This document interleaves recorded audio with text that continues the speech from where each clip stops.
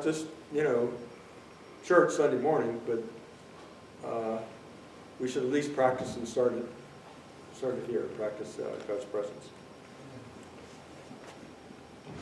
So we continue with looking at the historical Jesus, and one of his famous teachings we refer to as Sermon on the Mount brings us to what we call verse 6, where Jesus said, "Blessed are those who hunger and thirst for righteousness, for they will be filled." Now, how satisfied are you in life?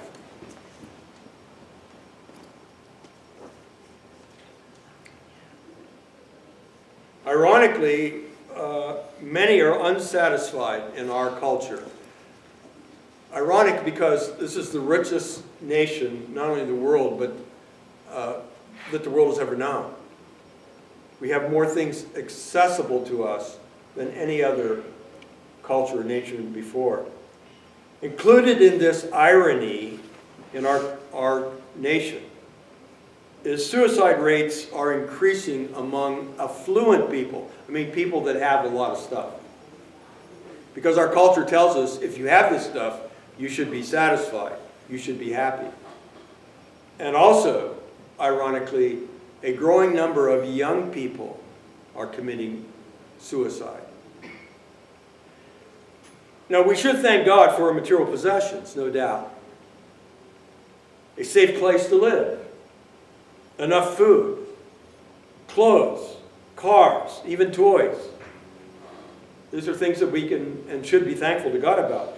But consumerism, the idea that we need to have these things in order to be fulfilled, and the obsession with material goods, is not bringing satisfaction or happiness to our culture. And by the way, it was never meant to be that way. So I would suggest we're being had by, in the richest, most powerful nation in the world, by the richest, most powerful people on the planet. We're saps. We've been seduced. And it's killing us as a culture. And it's not bringing satisfaction. Experts, not just, don't listen to me. Look at what the experts are saying in various fields. It confirms this. For example, social media is an oxymoron. Social media actually isolates people from meaningful relationships, according to the experts. And people are addicted to it. How many, you have to worry about someone texting just as much as someone drinking and driving these days.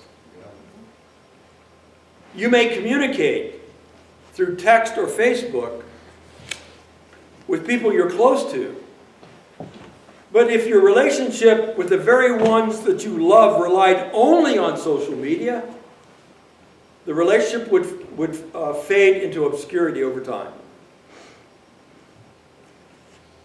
If the experts are correct, this really should be called anti-social media or brain matter inhibitors.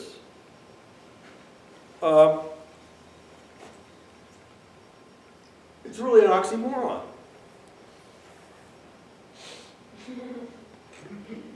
The guy on the right, that's your brain on social media. Silicon Valley executives limit their children from using the very social media they have developed and market to our children.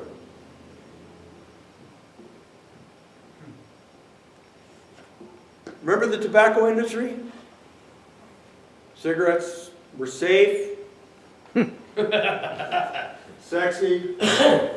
All you need is a filter. Yeah, you can't get much more healthy and, studied looking than that guy, right?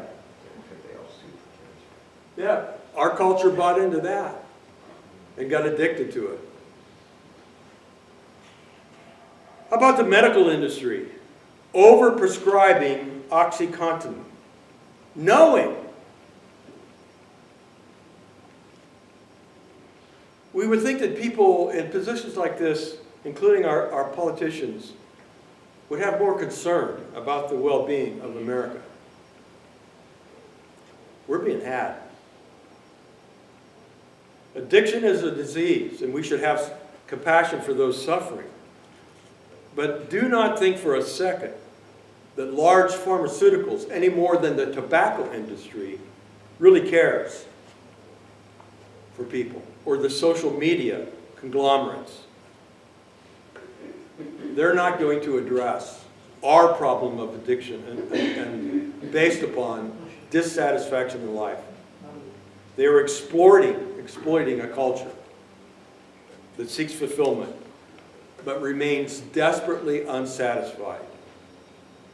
There's a hunger in our culture, but people are not being satisfied.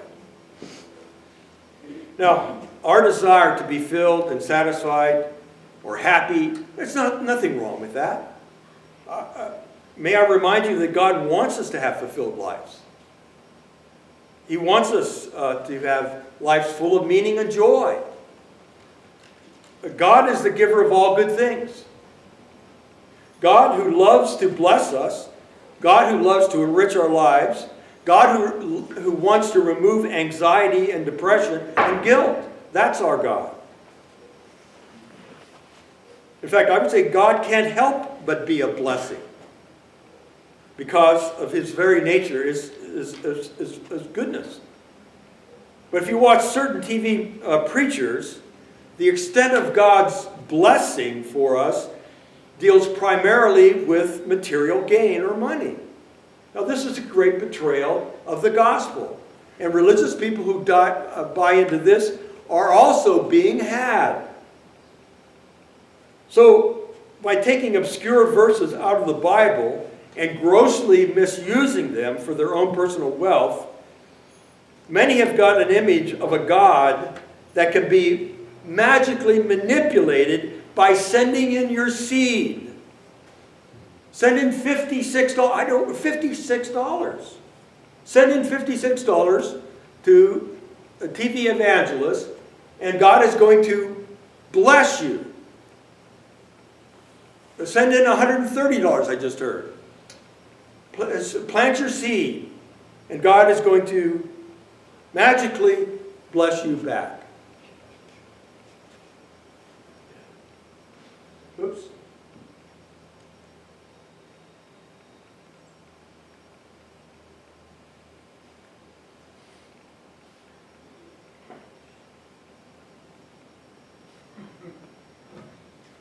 Okay, there's one of the culprits there.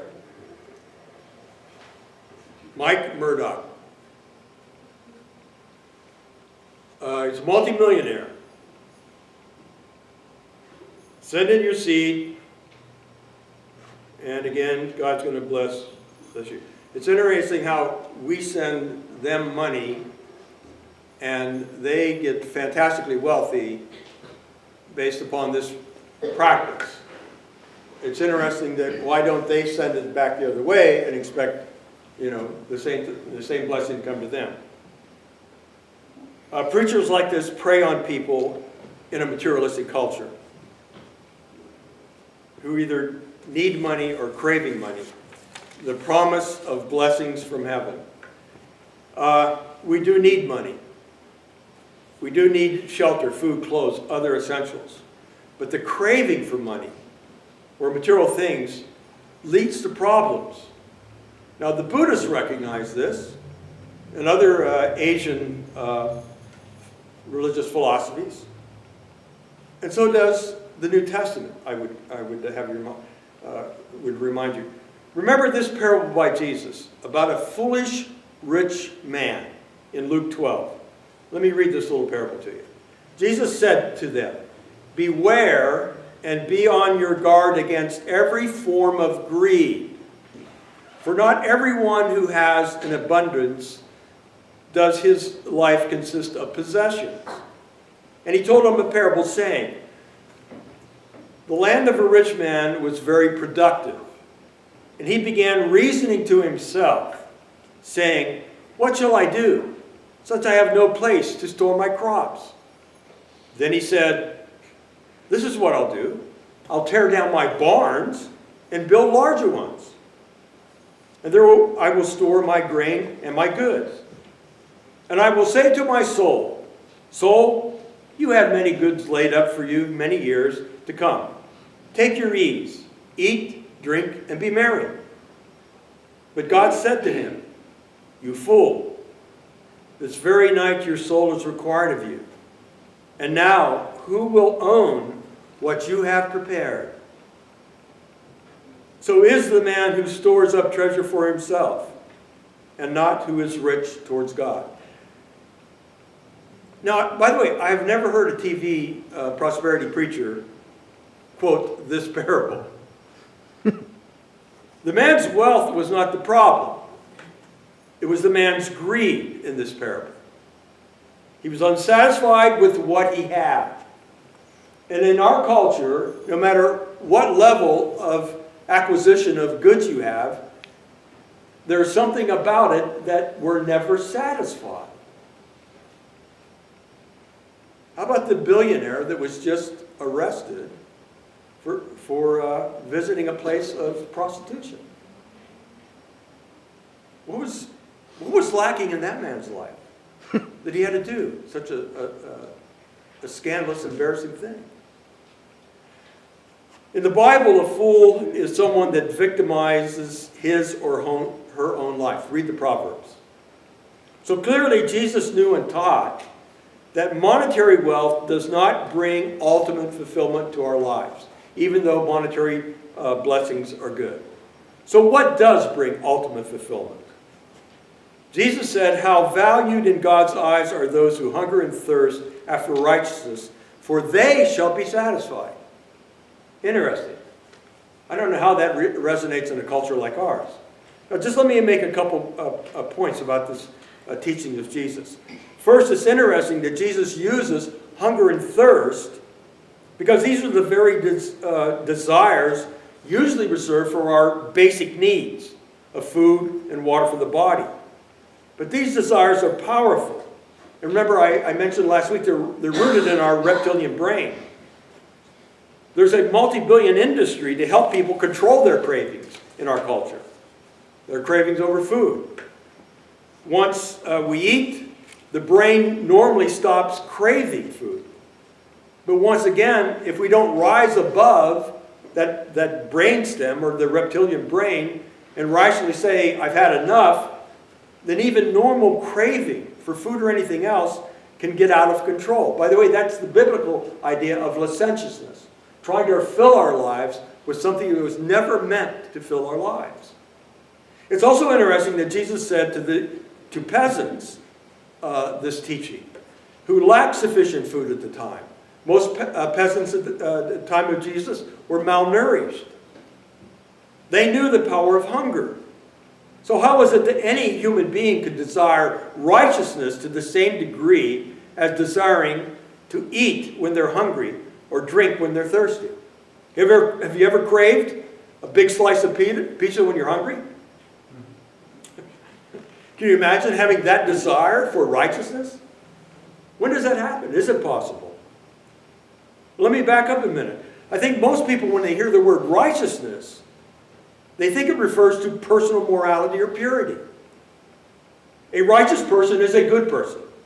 A righteous person is a person who doesn't sin, right? Well, what if Jesus didn't mean that here? Because the word, both in Hebrew and Greek, here means justice, which I think makes more sense. Because in our culture, when we hear righteousness, we again think of the good person, the good moral person. But the word really here is justice. How honored in God's eyes are those who hunger and thirst for justice. In other words, justice means being fair, treating people equally, all people equally.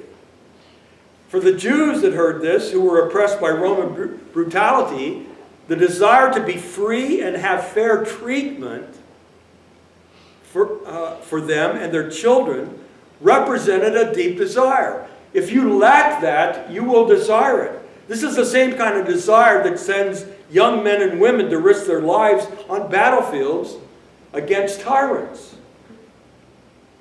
The same desire that's driving thousands into the streets right now in Venezuela. The desire for justice, access to basic needs, food, shelter. It's really hard in a culture where we have virtually everything we want to hunger and thirst for justice, because we've got ours. It's good to know that God cares about injustice. But what about us? What about followers of Jesus? Even though we've been blessed, we have, for the most part, fair treatment. How can we care about justice for the thousands who are mistreated in our world? Fairness to workers, fairness to the poor, to those mistreated by unfair economic practices. How can we? Well, we're called to. Even though we are personally satisfied, perhaps, with what we need, we're still called to care about injustice in the world. Micah answered the question about justice in asking, what does God want from us? Remember Micah's response to that question? God says to love justice. If we're followers of Jesus, we're called to love justice. That means love justice for everyone. To desire justice with the same force as the desire for hunger. And what kind of world would it be if people truly desired to see justice and fair treatment to everybody on the planet? Who's going to speak up for those people? I think that the followers of Jesus, I think the church, we need to speak up. We need to love justice for all peoples, including in our personal relationships, to deal fairly to everyone, regardless of how we feel about them, to treat people fairly and desire and pray for fair treatment to all people, and to demonstrate that in the church, rather than just, again, craving to use our religion to get more blessed, to be warriors for justice, to stand up for justice. I admit that in America, this is not a popular message. But it is a core part of what Jesus taught. So I'd like us to think about that. To be advocates for justice in our world. Amen. Amen.